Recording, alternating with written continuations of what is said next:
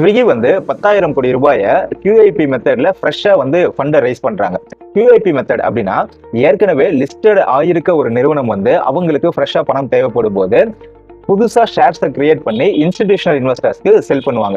இதை தான் வந்து QIP அப்படின்ட்டு சொல்றாங்க. சார், இந்த இன்ஸ்டிடியூஷனல் இன்வெஸ்டர்னா யாருன்னா மியூச்சுவல் ஃபண்ட் நிறுவனங்கள், இன்சூரன்ஸ் நிறுவனங்கள், பென்ஷன் ஃபண்ட்ஸ், FIIன்னு சொல்லக்கூடிய ஃபாரின் இன்ஸ்டிடியூஷனல் இன்வெஸ்டர்ஸ், இந்த மாதிரியான நிறுவனங்களை தான் வந்து என்ன சொல்லுவாங்க அப்படின்னா இன்ஸ்டிடியூஷனல் இன்வெஸ்டர்ஸ் சொல்லுவாங்க. இப்போ புதுசா ஷேர்ஸை கிரியேட் பண்ணி இருக்கிறதால எக்ஸிஸ்டிங்கா ஷேர்ஸ் வச்சிருக்காங்க இல்லையா, அவங்களுடைய ஓனர்ஷிப் வந்து டைலூட் ஆகும். அது மட்டும் இல்ல, மார்க்கெட்ல ஷேரோடைய பிரைஸ் வந்து டிராப் ஆகிறதுக்கும் நிறைய சான்சஸ் இருக்கு. பட் இந்த QIP-ஆல பெரிய பாசிட்டிவ் என்ன அப்படின்னா அந்த நிறுவனத்துக்கு ஃப்ரெஷ்ஷா பணம் கிடைக்கிறதுனால அந்த நிறுவனத்துடைய பிசினஸ் வந்து ஈஸியா எக்ஸ்பேண்ட் பண்ண முடியும். ஸோ அவங்களுடைய ரெவென்யூவும் ப்ராஃபிட்டும் வந்து இன்க்ரீஸ் ஆகும். பட் லாங் டேர்ம்ல வந்து அந்த ஷேருடைய பிரைஸ் வந்து இன்க்ரீஸும் ஆகும். இப்போ ஸ்விக்கில இது என்ன மாதிரியான சேஞ்சஸ் கிரியேட் பண்ணும் அப்படின்னா, ஸ்விக்கியோட லாஸ்ட் குவார்டர்ல பாத்தீங்க அப்படின்னா நியர்லி 1000 crores அவங்க வந்து லாஸ் வந்து ஷோ பண்ணிருக்காங்க.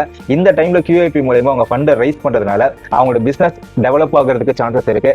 அண்ட் இந்தியால வந்து இந்த ஃபுட் பிசினஸ்க்கான மார்க்கெட் வந்து கண்டினியூவா இன்க்ரீஸ் ஆகிட்டே தான் இருக்கு. ஸோ லாங் டேர்ம்ல இந்த ஷேர் வந்து இன்க்ரீஸ் ஆகிறதுக்கும் சான்சஸ் இருக்கு.